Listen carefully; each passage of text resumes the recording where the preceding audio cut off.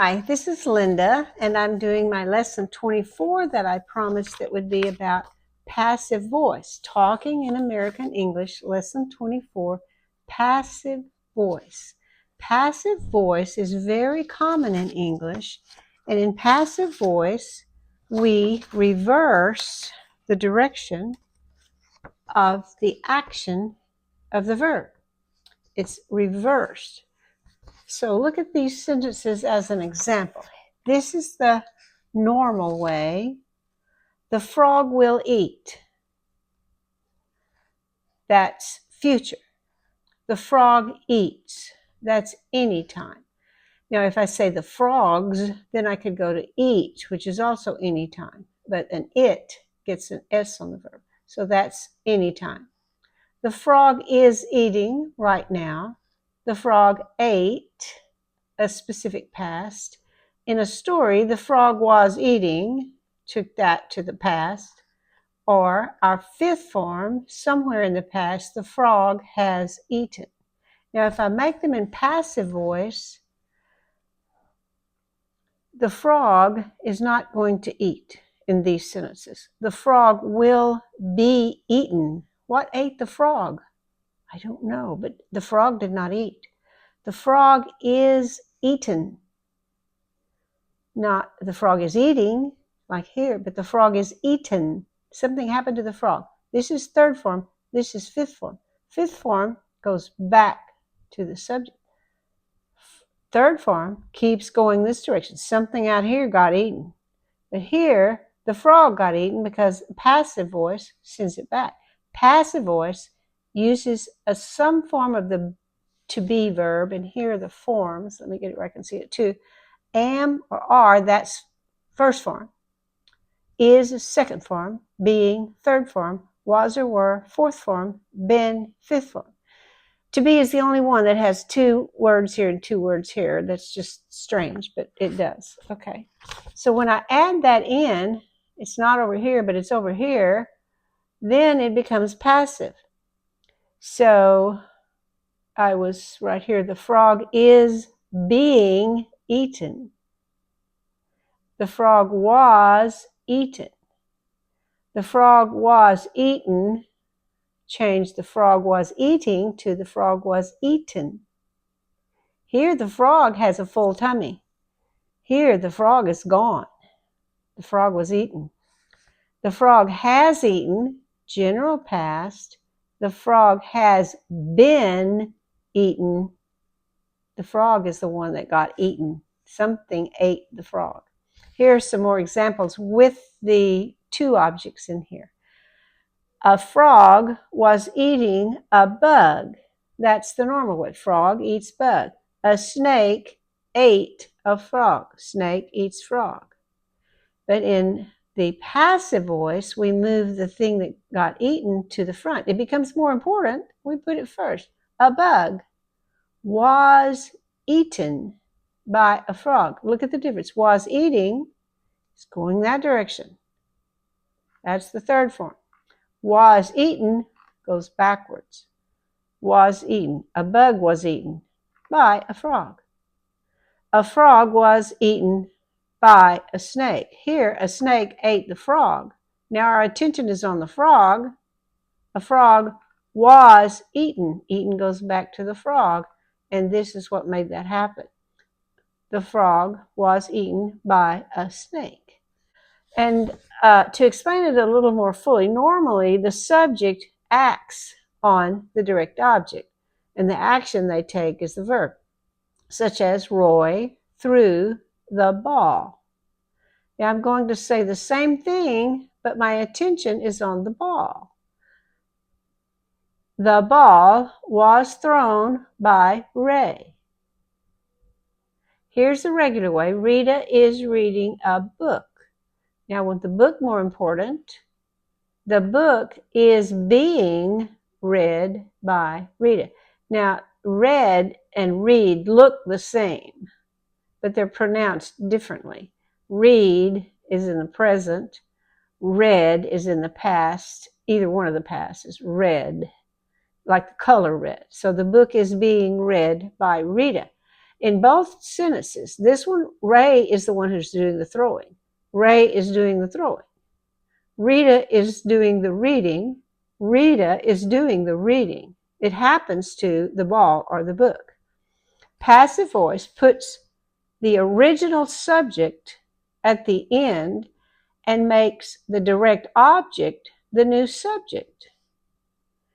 If the normal sentence has no direct object, in the passive voice, a subject is added and the verb action goes back to the subject, and the third form of the verb changes to the fifth form of the verb if it's there.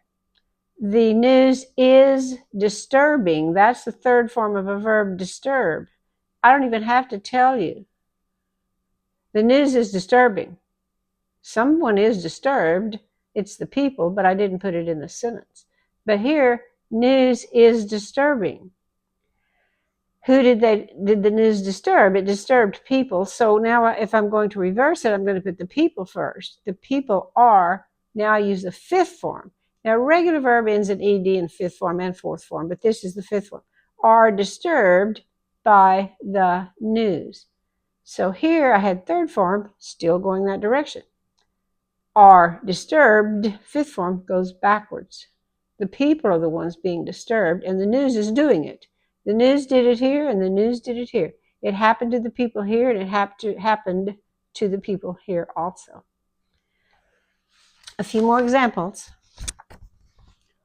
What is interesting? Who is interested? The novel is interesting. Not interesting can be a verb. It interests me. They interest me. It's a verb. The novel is interesting, and it's going this direction. Who is the person who found it interesting? Anne. Anne is interested in the novel.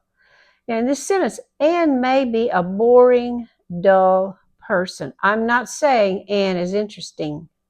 The book, the novel, is interesting, not Anne. What is exciting?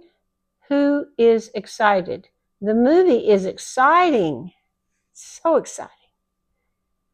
People are excited. Now, the people may be dull, boring people, but the movie excites them. So the people are excited about that movie. Who is expecting whom? They will be expecting us to come. They are waiting. They think we're coming. They're expecting us. They will be expecting us to come. Now, we may not want to go, and we're not expecting anyone. We're the ones who are going. So we will be expected. We're the ones being expected. We are expected to come by those people, by them. We will be expected to come. So expecting changed to expected. Who's doing the expecting? They are, not we. Who is seeking what? Mark is the important thought in this sentence. Mark is seeking a solution. There's a problem. He wants to fix it, to make it better. So he is seeking a solution. Now our attention is on the solution. A solution is sought by Mark. We could say is being sought by Mark. The is our to be verb. It's already there, so we can use the fifth form, sought. A solution is sought by Mark. Both sentences are saying the same thing. Our focus was on Mark here, and the action went that way. Our focus is on the solution, and so the action is going this way. A solution is sought. Just a few more examples. Who owns what? Mrs. Harrison owns that red Kia.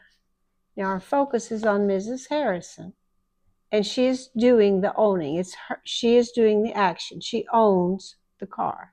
Now this one is the same. She still owns it, and what she owns is still the red car, Kia, but we put the red Kia first. Our attention is on the Kia. That red Kia is owned, that's the fifth form of a regular verb, by Mrs. Harrison. This is a anytime form, owns.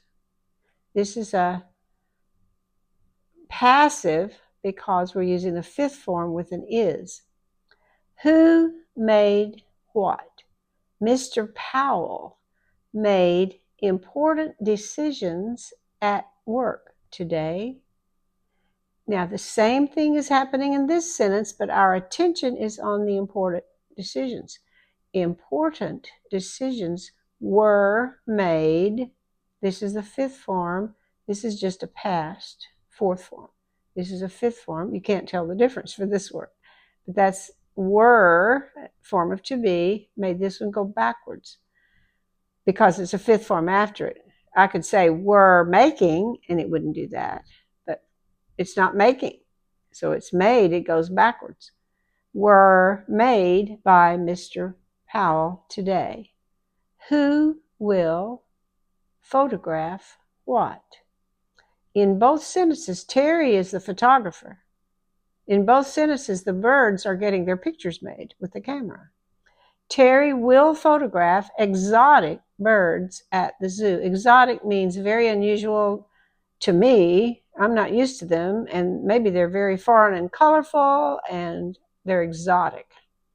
Exotic birds at the zoo will be photographed by Terry. So both times Terry has the camera. Both times the birds are just sitting there getting their pictures made. This one is normal. This one is passive. Okay, those are a few examples, and we'll come across those more in the future. There's one last thing I would like to do.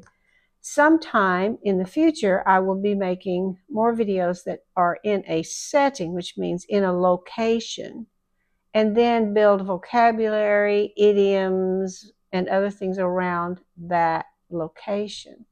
And I would like you to help me to know what locations would be interesting or helpful to you. So here's a list of a few. I would like for you to send to me in comments which numbers you are most interested in for me to put as a setting. I've already done one in a restaurant, and I've already done one in a department store, but I can do more. So let's see what you like. Number 1 is in a restaurant. Number 2 is in a hospital. Number 3 is at a doctor's office. 4, in a hotel. 5, in a department store. 6, in a grocery store. 7, on a farm or a ranch. 8, on a city street. 9, in the countryside. That means away from town, away from the city, where farms are and pastures and things. Number 10, on a bus or train. Number 11, in an airport. 12, at a party. 13, at a fast food restaurant. It's a little different from a regular restaurant. 14, at a veterinarian's office, where you would take an animal. Rather than taking it to a hospital, you would take an animal to a veterinarian's office. At a grocery store, in the kitchen, cooking, buying clothes, at a bank, at a gas station, at a theme park. So many different kinds of theme parks where there are rides and entertainment, and if you ever plan to go to one, you might want to be familiar with some of the terms we use there. So you let me know, if you don't mind, in the comments section which of these in the future you would like to have as the location. I hope that helps, and I look forward to hearing from you. Bye-bye.